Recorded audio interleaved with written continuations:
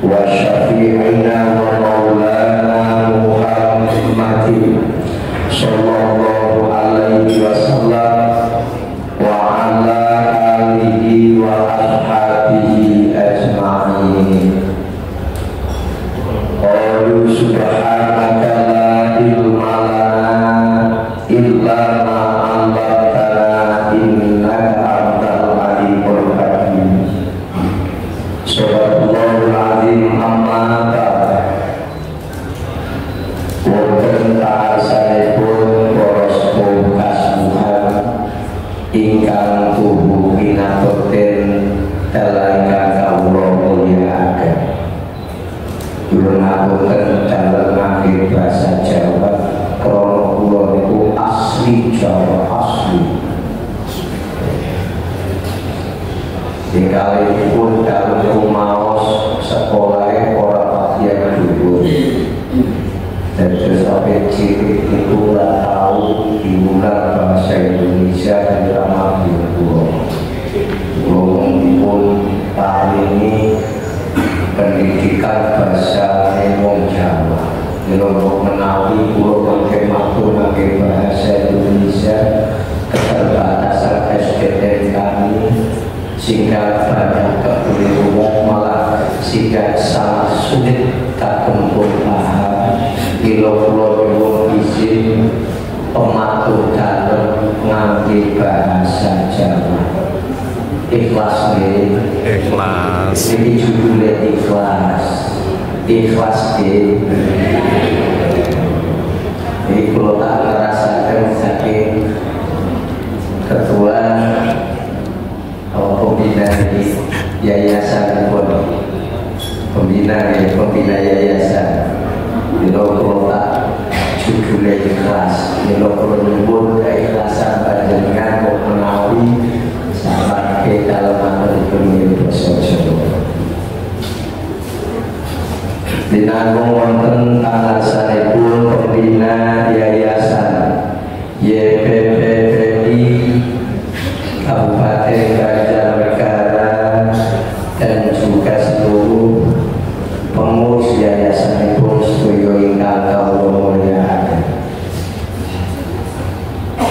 Wonten alasanipun kepala sekolah SMK HKTI 1 dalam SMK HKTI 2 sedaya ingkang kula mulyakaken, Dewan Guru saha staf karyawanipun SMK HKTI 1 dalam SMK HKTI 2 sedaya ingkang tansah kula mulyakaken, Dewan Komite Sekolah baik SMK HKTI 1 dan 2 sedaya ingkang kula mulyakaken, satunging para rawuh hadirin hadirat muslimin muslimat rahimakumullah. Monggo sesarengan kula panjenengan sedaya tansah ngindhahaken puji lan syukur wonten ayunan dalem Allah. Syukur kanthi kula panjenengan ngucapaken alhamdulillahi rabbil alamin. Kula jenengan kersakaken dening Allah wakil matempal wonten ing punika panggenan wa insyaallah panggenan menika panggenan ingkang mulya, panggenan ingkang penuh keberkahan. Sebab napa pertemuan wonten ing enjang menjelang siang menika merupakan pertemuan ingkang menawi pun tingali nilai ibadah menika menuju fitrahipun manungsa. Bila kula yakin pertemuan ini bukan sekedar pertemuan, tapi pertemuan ingkang wa insyaallah betul kemaslahatan, kemanfaatan dunia lan akhirat. Allah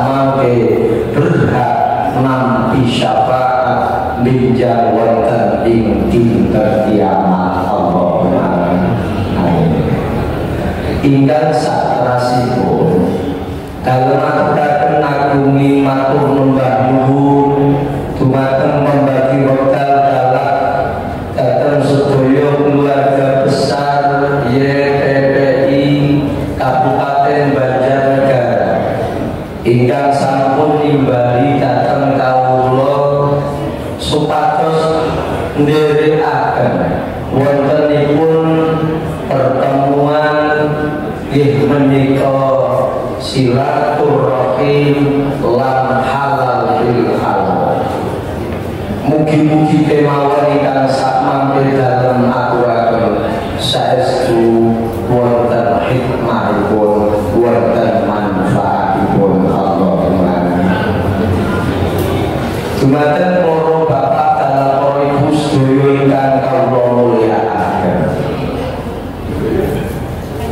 Berbicara tentang masalah silaturahim dan halal bil halal merupakan rangkaian ingkang erat kalian permasalahan ibadah selama kula panjenengan nderekaken ibadah di bulan suci Ramadan. Tentunipun kula panjenengan sangat-sangat berharap apa yang kita laksanakan selama 1 bulan penuh, mulai masuk 1 Ramadan hingga menghantarkan kita pada 1 Syawal yang namanya Idul Fitri. Mari kita bersama-sama telaah apakah amal-amal kita selama 1 bulan Ramadan ini sudah patut untuk mengantarkan jiwa kita kepada fitrahipun manusia. Andai kata kok belum, maka kesempatan ini dan permohonan kebersamaan mudah-mudahan kita kelak akan diberi umur panjang sehingga mendapatkan dan kita bertemu kembali pada bulan suci Ramadan di tahun yang akan datang. Inilah hikmah dari silaturahim dan halal bil halal. Rasulullah Shallallahu Alaihi Wasallam tentunya sudah memberikan arahan terhadap kita selaku umatnya.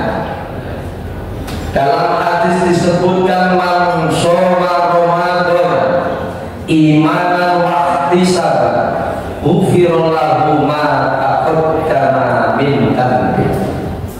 Pada riwayat yang lain Rasulullah bersabda man qoma Ramadanan imanan wa ihtisaban ghufira lahu ma taqaddama min dhanbi.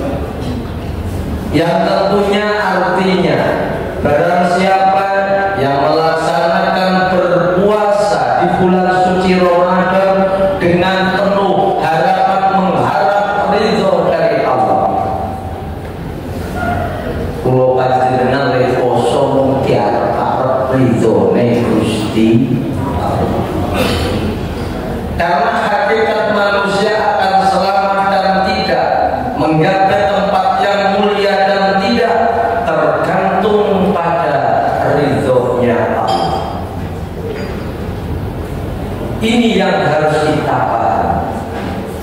Karena kadang kita melakukan ibadah yang hakikatnya privasi seorang hamba terhadap Allah, tapi manakala dalam melakukan ibadah itu banyak hal yang menjadikan tidak sampai pada hadapan Allah, maka hal ini akan menghambat menjadikan ridho Allah.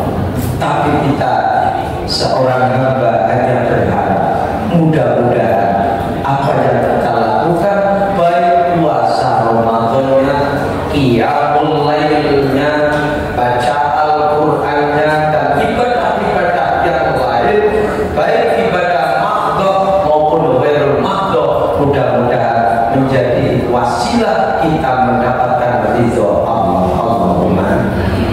Nah, kapan kita melakukan hal yang seperti ini kok kita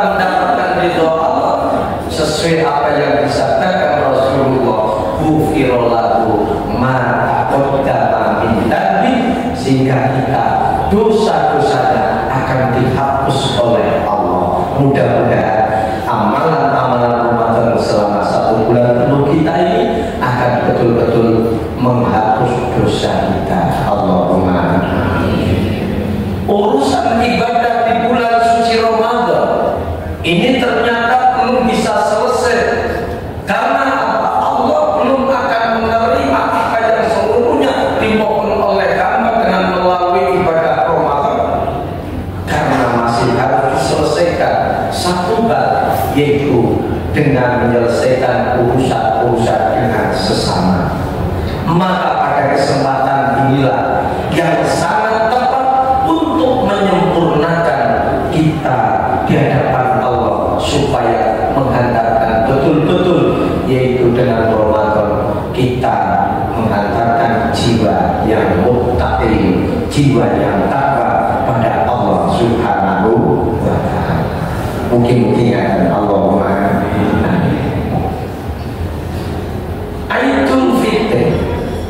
Idul Fitri itu mempunyai pengertian. Id adalah kembali, fitrah itu adalah kesucian. Maka 1 Syawal inilah adalah bentuk upaya kita menggapai kesucian di hadapan Allah.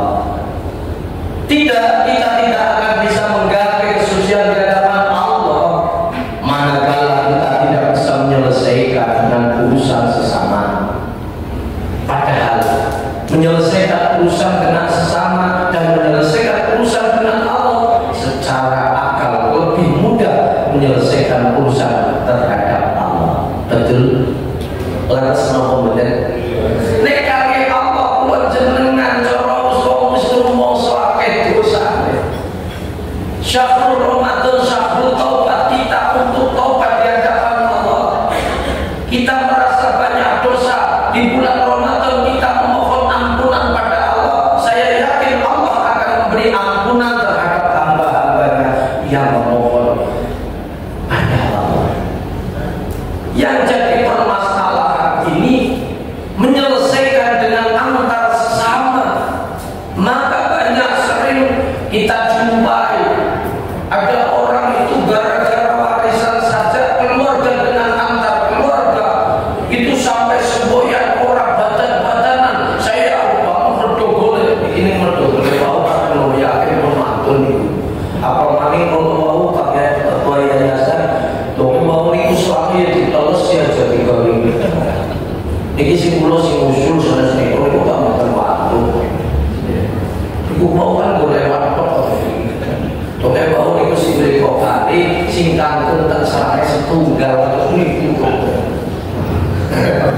itu berbagi, itu mau katanya berbagi pembablasan lantaran itu cara serang bangunan itu buat apa? Akhirnya serang orang terus akan nah, ini penyebutkan sepanjang tadi. Ma'asyiral muslimin muslimat rahimahullah. Kembali tentang masalah Idul Fitri. Maka penyelesaian terhadap sesama ini yang lebih harus kita jalankan. Sering di tengah-tengah masyarakat ini banyak yang melakukan tapi menggunakan salah kaprah, seolah-olah menjalin silaturahim dan halal bihalal sebagai tradisi, hanya dianggap tradisi. Kapan 1 Syawal kita musyafahah, kita salaman baik di masjid, musola maupun di jalan, ini dianggap sudah selesai. Maka karena ini adalah merupakan bagian-bagian penyelesaian yang untuk menuju ridha Allah, jadikanlah momentum ikrar silaturahim ini bukan sekedar tradisi tapi anjuran syariat agama Islam yang harus jelas dilakukan dengan sistem anjang sana dan anjang sini. Coba bahasanya ini harus cukup salaman musyafahah. Paling-paling nek pulau niku nek baraya salat raya Idul Fitri mungkin itu tradisi sudah di jalan. Ibu-ibu nanti berjabat tangan dengan ibu-ibu, bapak-bapak dengan bapak-bapak. Jabat tangan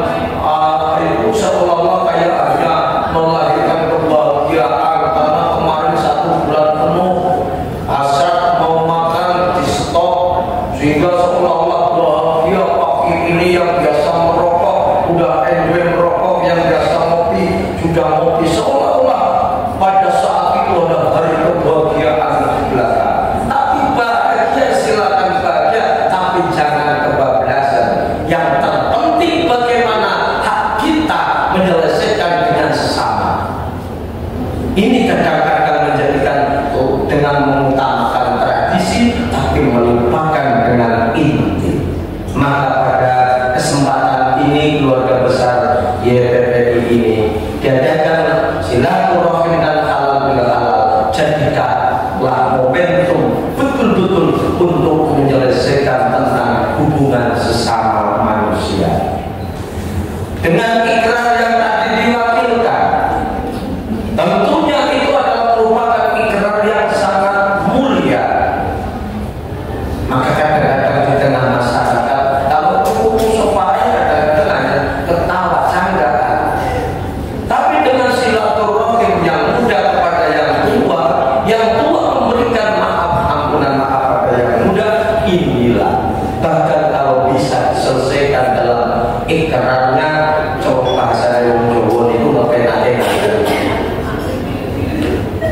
ngaturakan sugeng terjadi, ngaturakan sedoyo kalahkan lahir batos tempatan kalahkan panjenengan nyuwun pangapunten lan ugi mbok menawi wonten cara corokipun hak agama. Dan ini harus diselesaikan karena sekecil apapun ini akan menjadikan permasalahan menghambat di hadapan Allah kalau tidak diselesaikan. Kita kaji manakala tetangga kita, keluarga kita ada yang meninggal dunia, dia dipamitkan oleh sahibul musibah, tentunya diikrarkan apabila banyak kesalahan si fulan ini mohon maaf, apabila ada hutang piutang maka nanti selesaikan dengan ahli warisnya. Ini karena apa? Menghadap Allah harus sudah selesai urusan dengan sesama. Maka halal bil halal ini adalah bukan sekedar tradisi. Perlu kita bangga. Indonesia lah yang bisa mencerminkan Islam yang betul-betul bisa konteksnya sampai memikirkan umat bagaimana di hadapan Allah. Ini di Indonesia. Kita kaji di Timur Tengah. Tidak ada tradisi yang seperti di Indonesia dia lakukan silaturahim dan halal bihalal. Tidak ada di Indonesia. Maka patut kita bersyukur bagian dari warga Republik Indonesia yang mana tokoh-tokoh agama kita selalu memikirkan sekecil dan selembut itu kita dituntun sebagai hamba yang nantinya mudah-mudahan selamat di hadapan Allah Subhanahu wa ta'ala. Manusia itu gampang melakukan kesalahan. Kami teringat pada suatu apa yang disampaikan yang namanya Luqman Al-Hakim. Bapak-bapak, ibu-ibu tahu ya namanya Luqman Al-Hakim. Luqman Al-Hakim sebetulnya adalah budak pada zamannya Nabi Daud alaihissalam. Luqman Al-Hakim itu seorang budak, bukan seorang nabi. Kalau nabi tercantum dalam Al-Quran itu nabi kok. Tapi Luqman Al-Hakim seorang budak tapi namanya diabadikan, bahkan menjadikan bagian dari surat dalam Al-Quran, surat Luqman. Kan ada surat Luqman, betul? Terus ini karena apa? Banyak keilmuan yang dimiliki oleh Luqman yang harus kita tiru. Yang pertama, kita membaca sejarah. Seorang budak pada zamannya Nabi Daud alaihissalam, kenapa kok sampai diabadikan namanya di sisi Allah, bahkan sampai menjadi surat dalam Al-Quran. Ini bukan orang sembarangan. Maka suatu hari Luqman Hakim ini diperintahkan oleh majikan, Luqman, tolong Luqman, saya berikan kambing, terus nanti tolong dipotong sekalian sampai Kalau bahasanya yang Banjarnegara ini ya di rumah. Daging karo daging, kulit karo kulit, balung karo balung atau terus nikolek yoyo atau kurban. Nah setelah Luqman melakukan apa yang diperintahkan oleh majikan, Luqman dikasih uang, pergi ke pasar hewan, pulang membawa kambing dan dipotong sampai seperti tadi yang saya sampaikan. Majikan hanya pesan Luqman, tolong nanti saya bungkuskan daging yang paling baik. Setelah itu Luqman melakukan apa perintah dari majikan. Luqman itu apa yang diperintahkan oleh majikan, Luqman hanya melakukan yang pertama, bukan mengambil daging yang bagus, tapi yang pertama kali yang dipotong itu apa ini? Bahasanya nopo ini? Cowoknya pedis ngomong ini, lambene pedis. Lambene pedis ini dipotong pertama. Yang kedua, cari dalamannya itu hatinya. Setelah itu jadikan jadi satu, dibungkus, jatuhkan pada majikan. Ini majikan pesanan panjenengan. Setelah dibuka, majikan kaget. Luqman, saya perintah, saya lapor untuk dikasih daging yang lebih baik. Luqman tidak jawab langsung. Luqman tidak jawab langsung. Yaitu adanya seperti itu. Akhirnya singkat ceritanya, Luqman sampai diperintah oleh Luqman, sekarang tolong belikan kami lagi, potong lagi seperti tadi. Saya akhirnya majikan keduanya memohon Luqman, sekarang ini saya pesannya beda dengan yang awal.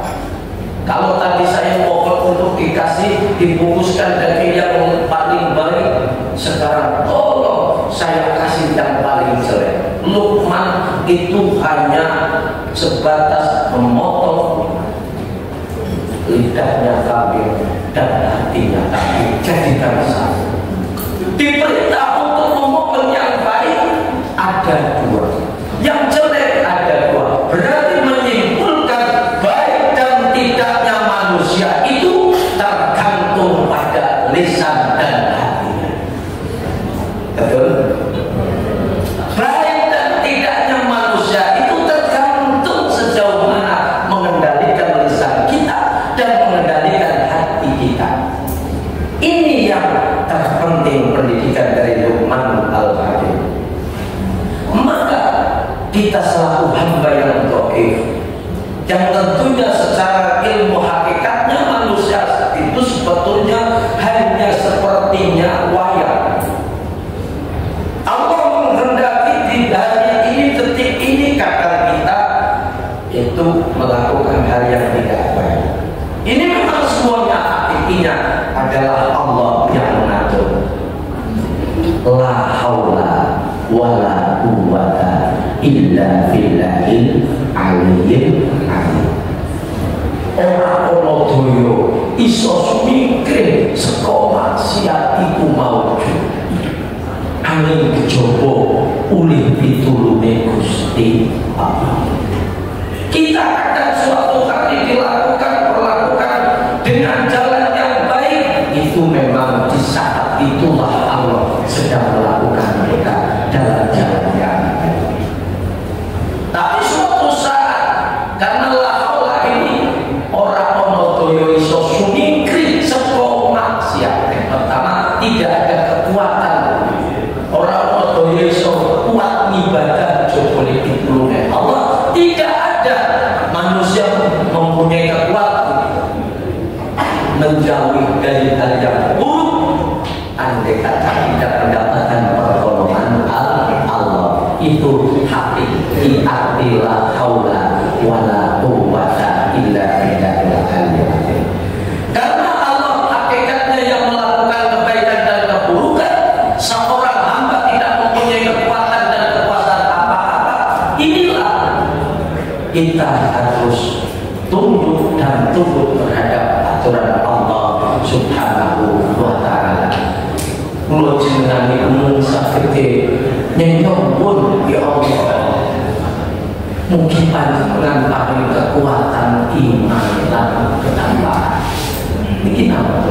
Bila setiap di bulan suci Ramadan banyak orang membaca doa kamilin.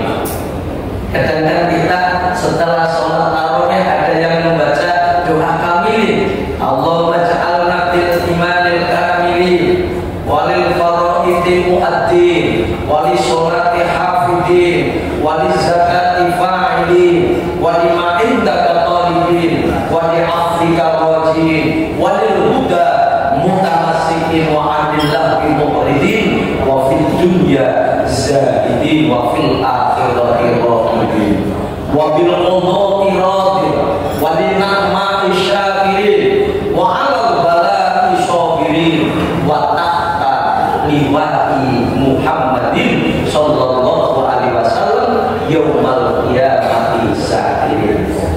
Sampai kita mengikuti doa ini adalah doa yang sangat luar biasa.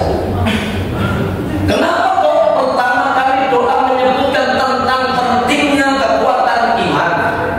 Karena kekuatan iman menjadikan barometer tolak ukur manusia selamat dan tidaknya tergantung pada kekuatan iman. Iman kita kuat walaupun di era zaman kerusakan, karena benteng keimanan kuat, saya yakin kita akan aman. Tapi manakala keimanan kita tinggi menghadap dengan gejolak zaman yang rusak, bisa kita terpengaruhi, kita terprovokasi. Apalagi era sekarang ini dengan adanya pemancing-pemancing hati kita yang sungguh aslinya kita akan lurus hanya sebatas kita melihat media sosial lewat ini. Banyak tayangan-tayangan yang di sini akan bisa memprovokasi hati kita. Di bulan suci Ramadan yang seharusnya kita harus menghilangkan hal-hal yang tidak baik, gara-gara kita melihat apa yang ditayangkan lewat media ini, maka kita akan tersesat. Inilah di zaman yang sangat memprihatinkan. Milo dibuktikan bahwa kita selalu berharap, berilah Allah pada kita, memberikan suatu kekuatan iman. Allahumma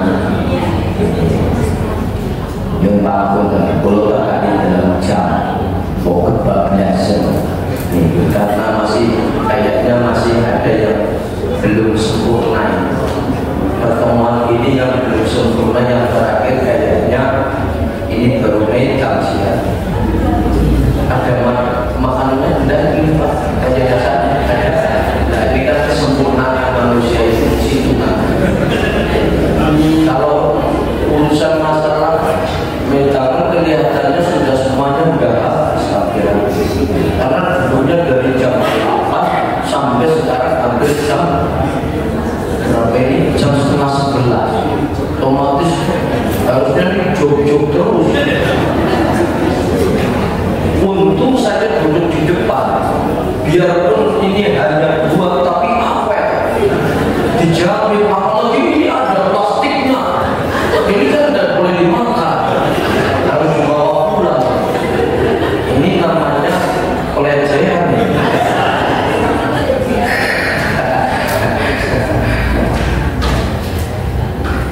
Ma'asyiral muslimin yang dirahmati Allah Subhanahu wa taala. Mari kita renungkan Idul Fitri. Melihat hal yang seperti ini, sebetulnya konsep manusia untuk menuju ridho Allah sampai menggapai tempat yang layak kita nantikan, yang penuh kenikmatan yang namanya surganya Allah, sebetulnya masih banyak jalan. Selama kita masih dikasih karunia kenikmatan panjang umur, dikasih nikmat kesehatan,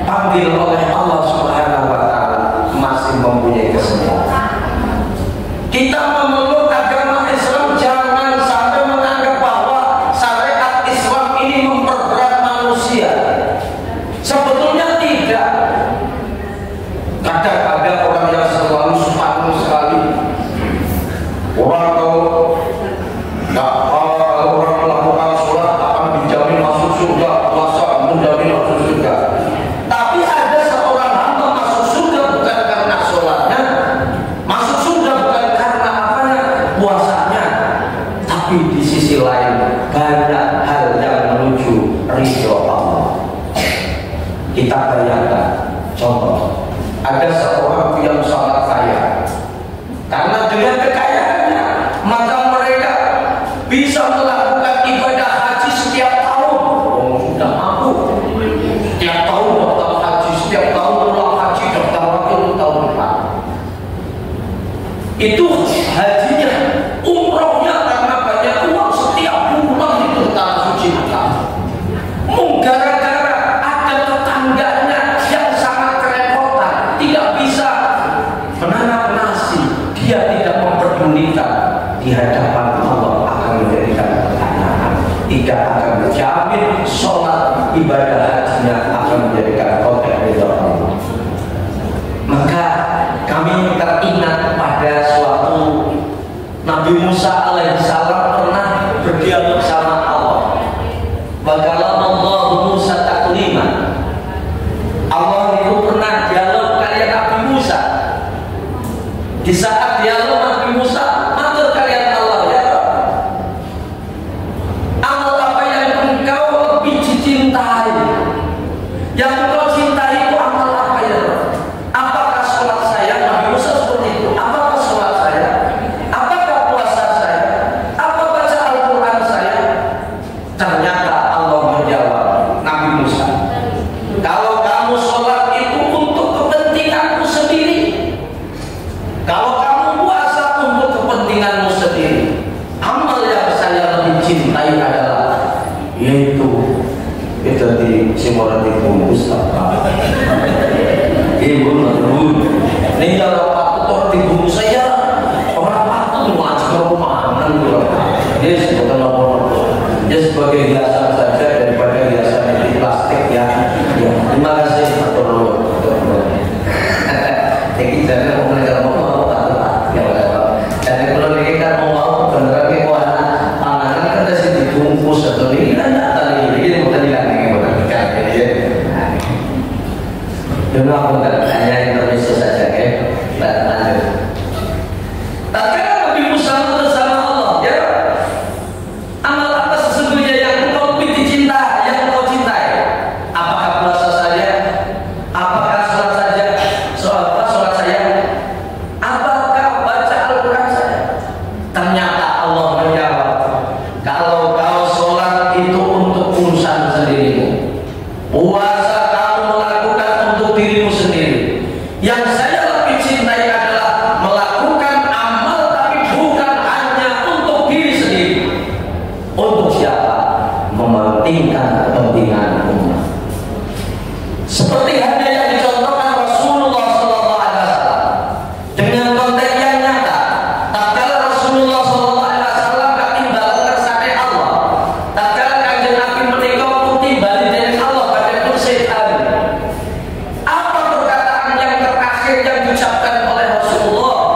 Rasulullah tidak pernah menyebut anak saya, anaknya Rasul tidak disebut, keluarga Rasul tidak pernah disebut, tapi yang disebut ummati, ummati, ummati. Bagaimana nasib umatku setelah kami tidak ada? Ini adalah contoh yang sangat konkret.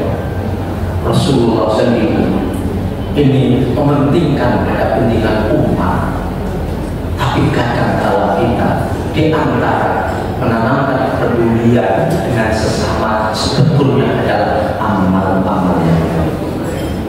Kita koreksi lagi, apakah patut sholat kita itu di hadapan Allah sebagai jaminan untuk keselamatan?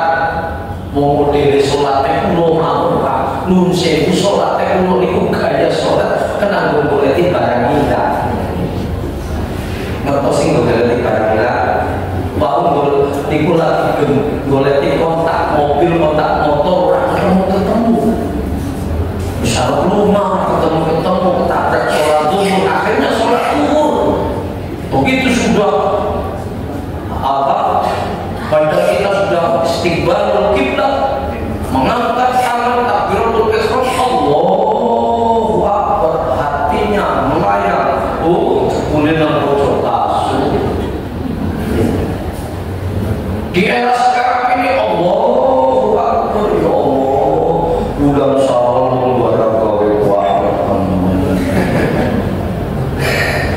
ini sholat yang seperti ini belum patut untuk kita jadikan agunan atau mungkin untuk menggapai Allah. Maka tapi walaupun kita sholatnya belum bisa khusyuk, jangan tinggalkan, teruskan aja. Puasa kita mungkin masih banyak kerusakan, teruskan saja. Tapi jangan hanya mengandalkan tentang ibadah-ibadah tertentu, karena Allah membuka pintu surga itu bukan dari jalur-jalur itu saja. 1000 jalan menuju ridho. Teringat pada Imam Sibli. Sejarah Imam Sibli, seorang ulama besar, dia meninggal dunia. Pada suatu malam, keluarga Imam Sibli ini lewat mimpi bertemu dengan Imam Sibli. Dengan terasa melihat Imam Sibli sudah duduk di Raudhatul Jannah, pertamanan surga. Maka di saat pertemuan lewat inten itu, matur keluarga, yo patut kan sampai itu surga, yo patut wong nalika nang dunya salat jamaah sregep, maca Quran sregep, poso Ramadan yo sregep, yo patut. Tapi Imam Sibli memberikan penjelasan, perteno keluarga, aku lewat surga iki malah justru kudu kelawan salat jamaah aku, poso maca Quranku, ki aku malah tidak terhitung. Waktu itu kami tidak sama sekali tidak menyangka. Memang suatu saat kami pernah menjumpai seekor kucing. Ada seekor kucing yang di situ lagi coba lagi ngelap pengen minum. Cuma Imam Sibli mengambil gayung, mengambil seteguk air dan diminumkan. Itu termasuk bisa menjadikan jalan dari Allah. Seperti halnya kita sedang berjalan menuju kemana, terlihat di jalan itu ada paku atau mungkin pecahan-pecahan kaca, yang mana jika ada orang lewat itu bisa jadikan berbahaya. Spontan kita singkirkan, bisa juga itu jadi jalan menuju Allah. Maka selagi kita masih diberi karunia oleh Allah kenikmatan panjang umur, mari kita cari 1000 jalan menuju ridha Allah. Mudah-mudahan pertemuan itu berharap mudah-mudahan menjadikan pertemuan yang sangat menjadikan kita mendapatkan ridha Allah. Amin ya rabbal alamin. Dikuatkan lagi oleh Rasulullah sallallahu alaihi wasallam pentingnya kita memikirkan pada bukan hanya diri sendiri untuk kepentingan umat. Rasulullah sallallahu alaihi wasallam menyampaikan, "Man lam yahtam bi umuril mu'min falaysa minna." Barang siapa orang mengaku kok tidak peduli dengan urusan keumatan, falaysa minna, jangan berharap jadi kelompok dan golongan saya. Kita sudah memohon dalam doa kami tadi kan, wa tahta liwa'i Muhammadin sallallahu alaihi wasallam yaumal qiyamati sa'ir. Ini kan berharap mudah-mudahan kelak di hari kiamat kita akan mengikuti di bawah panji Muhammad sallallahu alaihi wasallam, di bawah liwa'u Muhammad, bendera Nabi Muhammad sallallahu alaihi wasallam. Tapi di saat itu kita tidak dianggap orang yang patut di bawah panji Muhammad sallallahu alaihi wasallam. Karena apa? Dia tidak mengikuti jejak Rasulullah dalam sikap mengeluarkan kepedulian dengan sesama. Maka mari kita bangun kebersamaan antar sesama manusia. Antar sesama manusia. Apalagi kita sudah mengenal Islam rahmatal lil alamin. Islam yang membawa kasih sayang terhadap seluruh alam. Jangan kita memandang baju-baju.